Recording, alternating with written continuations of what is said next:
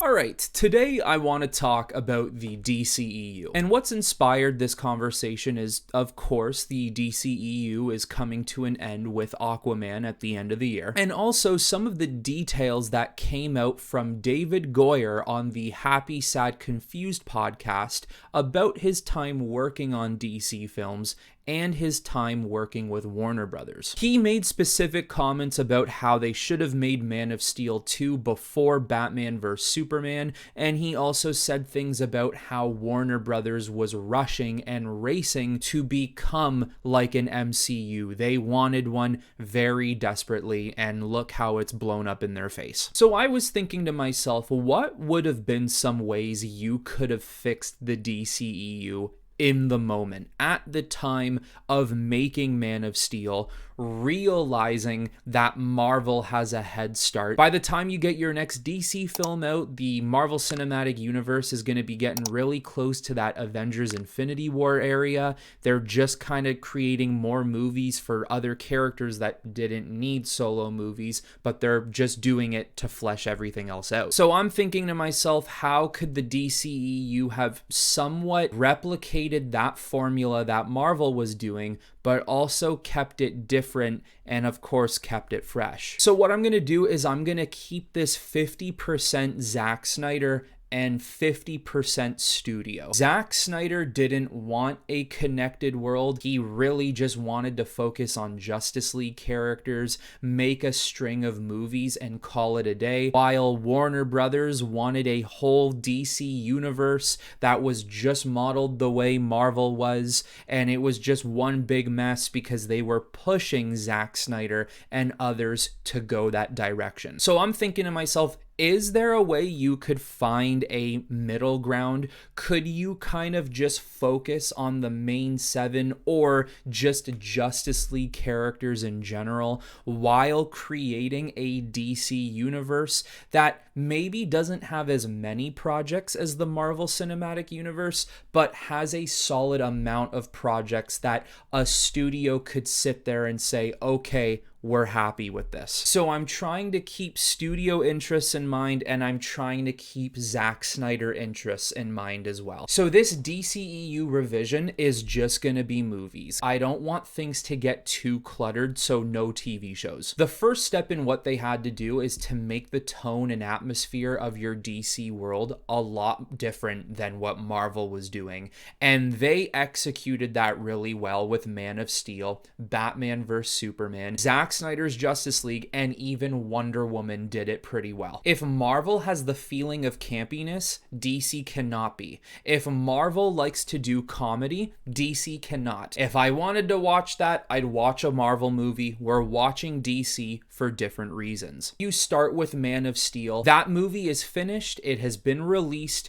Now they're in conversations of where they take this DC universe next. Of course, the studio pushes a Batman and Superman joint film, and whereas they 100% should have done a Man of Steel 2, and I bet Zack Snyder even knows they should have done a Man of Steel 2, let's be honest here, if you're offered the opportunity to make a Batman and a Superman movie, you don't care when it's happening, you're going to take that opportunity. But yes, realistically, Warner Brothers, slow your roll. Here comes Man of Steel 2. In Man of Steel 2, you could have explored Henry Cavill's Superman a little bit more. It could have taken place a couple of months, a year, or a year and a half after the first installment, and you could have done it in a situation where all of a sudden Superman and Clark Kent's world around him is expanding. He's starting to realize there are other people like him out in the world. Lex Luthor could have been introduced into this film, and whereas maybe he wouldn't have been the main villain, he's in it enough to grow the threat that he will be in the next film. So after you really hammer home on how important Superman is in this DCEU, and after giving Henry Cavill his well-deserved sequel, then you could move in to Batman vs. Superman. Of course, I am a big Batman vs. Superman defender, and I would just keep it as is. Other people may wish to change it or to change certain things. It doesn't bother me at all. I love the movie, so Batman vs. Superman could simply just as is come after after Man of Steel 2. At least at that point, you'd have a little more room of world growth after the first Man of Steel. Once you come out with Batman vs. Superman, you can then come out with Wonder Woman. At this point, as long as the trinity of characters, Batman, Superman, and Wonder Woman, are apparent to the audience, they have been shown. I think that's probably the most important step of a world that's still doing a connected universe like Marvel, but isn't literally copying them and giving every single character in existence multiple solo movies before you get to the big event. At this point in time, I don't think you need a solo Batman movie at the moment. You would just be coming off of a Dark Knight trilogy from Christopher Nolan. That movie series is still fresh. Ben Affleck would have gotten basically his own Batman movie, sharing it with Superman. It's not completely necessary yet. Following Wonder Woman, you head into Zack Snyder's Justice League. At this point in time, not too much of the story may be changed, other than whatever Man of Steel 2 adds to the story. In Zack Snyder's Justice League, exactly that happens. Steppenwolf shows up. Bruce Wayne needs to bring everyone together. They need to bring Superman back, and then we go from here. So with the beginning generally staying the same, the only thing you're adding in is Man of Steel 2. This is where you can expand it a little more, and instead of just doing the Justice League films that Snyder wanted to do and then he was gonna walk away, you also add in a little bit of what the studio wants, and you want more movies for specific characters which will keep people coming back to the theaters. We've never had a Flash live action film at that point, so that would be in development, and I would also put into development Aquaman. Once again, whoever's going to be put into Zack Snyder's Justice League are the characters who are going to be getting films. After seeing these characters together in Justice League and getting really excited about their potential, you could now explore this in their own solo movies. You could dive into their characters. You could show us different powers and abilities that we didn't see in Justice League, and you could also show these characters progress until we see them in the next Justice League. Once again, this is not an MCU. This is not a universe where you're gonna get 50 projects before you get to the final film. This is just trying to find the middle ground between creative and studio. So after you do Flash and Aquaman, I'd say you waited enough time. You could now make a Batman film with Ben Affleck. Batman is one of the most popular characters in history. Batman sells. His movie would sell. You could do whatever Ben Affleck had planned. His film against Deathstroke, I assume Joker was going to be involved. You could treat it as either a prequel or a sequel. It would be a movie that follows after what happens in Justice League. It could be a movie on Ben Affleck's Batman rethinking his life and reliving situations he lived with a Robin, and how Robin ended up dying to the Joker in this world. It could be half and half prequel, half sequel. And because this Batman is older, he's weathered, he has a lot more experience than a lot of these other Justice League characters other than Wonder Woman, who's been around for a long time. This Batman could really show you a different world of Gotham and basically how he's had his rise and his fall. A Batman who once believed in his strict code and then failed that strict code, only to one day meet Superman, in which that meeting would help him rise and change his way of thinking. I would say you only need 3 movies to break the gap between Justice League 1 and Justice League 2. Once again, with JL2, you do the story that Snyder had planned, but of course, you now have to touch it up a little bit, because this film cannot end the way it was originally going to end. It cannot necessarily end in disaster with Darkseid. You still need to leave an opening for more films after JL2 before you can get into Zack Snyder's final Justice League 3 event. Justice League 2 can still end on a very sour note. It can end on something maybe really bad has happened, or it can end in a way that you know something bad is going to happen. The heroes just unfortunately have to wait for that terrible moment. So after the sequel to Justice League, this is where you could head into some sequels for other characters. I think at this point, Wonder Woman would deserve a second movie of her own, one that ended up being better than what we got with Wonder Woman 84. You then could have worked on another Flash film as well, because I guarantee you, if there wasn't so much drama, if there wasn't so much production hell, if the film didn't get screened so many times, if it didn't get reshot so often, and if the first Flash film was mainly just about Flash and one of his villains without jumping into the multiverse, it would have done successful enough for a second movie. You could also do the sequel to Batman, because I can tell you right now, not only would that movie have sold well because of Batman, but also because of Ben Affleck, because a lot of people like Ben Affleck's Batman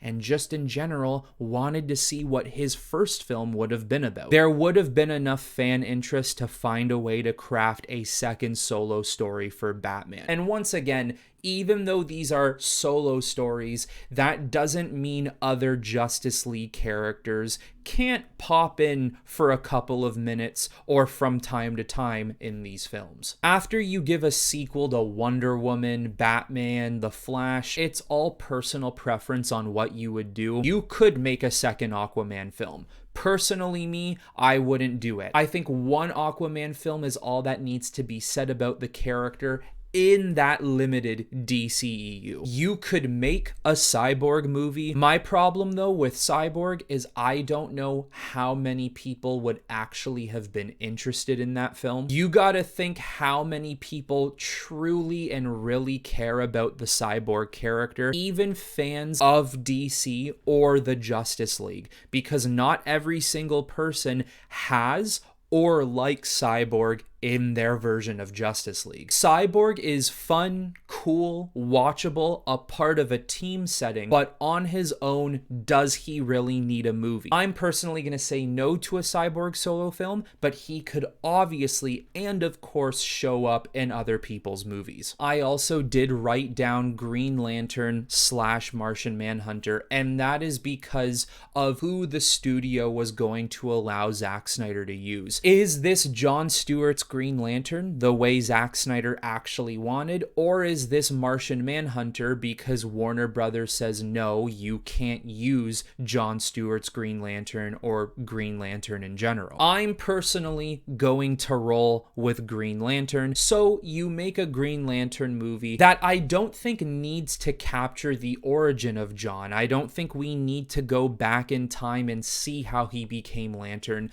I think that film would have been more so about his adventures in the galaxy, how he's learned about this threat on Earth, why he's decided to join the Justice League, and what he finds out in the universe that basically tells him, oh my god, Darkseid is coming. He truly is using the old ways. Here's another really debatable one, is during this point between Justice League 2 and 3, you could make a Man of Steel 3. You could have given Henry Cavill his trilogy. There is a conversation to be had. Was Batman vs. Superman his third movie? Doesn't he already have a trilogy? Is Man of Steel 3 technically number 4? You could also argue, well, you know, he's played a big part in both Justice League films so far, and I completely understand that. Maybe he doesn't need a Man of Steel 3. That's not how I would choose to look at it. Why I would give him a Man of Steel 3, it's because Zack Snyder really wanted to nail in the fact Superman is the most important person in this universe. With no Superman, you stand no chance, and with a Superman, you could accomplish anything. And that really comes back to what Jor-El says to Kal in the very first movie. You can show them how to accomplish wonders. So then, of course, you head into Justice League 3,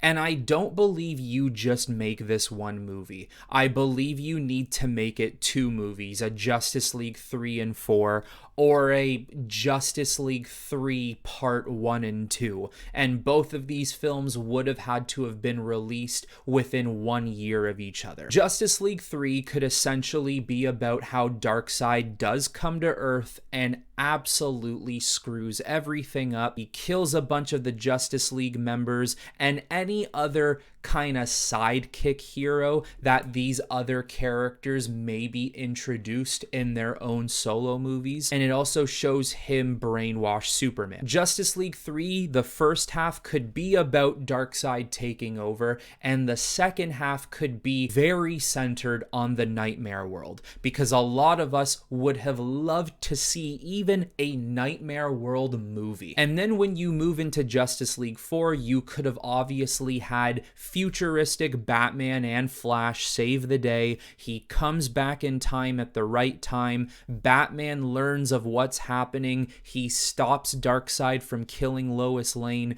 And then we have our massive Lord of the Rings event. All the known superheroes and even some villains that know what's at stake. All the Earth's governments, Atlantis, the Amazonians, they all come together to stop Darkseid once and for all. There are, of course, certain things you'd have to change. Batman and Lois having a relationship, you gotta cut that. You gotta get rid of that 100%. Batman being hit by the Omega beams and eventually dying, that's something you could keep into place. You could make Batman become a martyr, something that this Batman never thought he would have ever become. Batman could have became a beacon of hope in his death, once again, something that this version of Batman never thought he would be able to accomplish. And once again, with Jor-El telling his son that you will be a god to them. Superman defeating Darkseid, of course with help, is no easy task and truly would be seen as a god to these people. And then with Earth saved, and frankly the universe at the end of the day, this movie series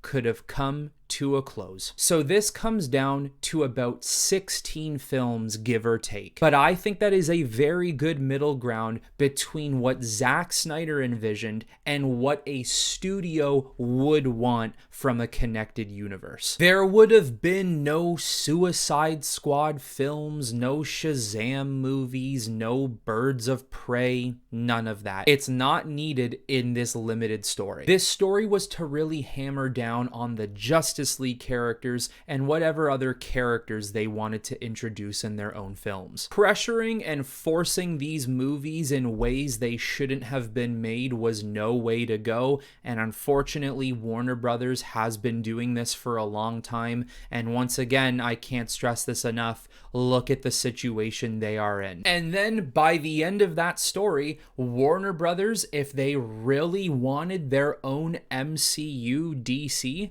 they could have just rebooted everything and started from the very beginning. Zack Snyder and everyone else's story is done. That universe has been capped off. You can just start again with new people. But of course not, because Warner Brothers is hollow up there. So guys, let me know in the comments below what you would have thought of a limited DCEU that tries to find a middle ground between Snyder and the studio. And let me know what other ideas you think would have been good for a DCEU in general, and what Warner Brothers has messed up that you think could have done better if they went one way instead of another way. But that is all I have for you on this video, everyone. So until next time, I will talk to you all very soon.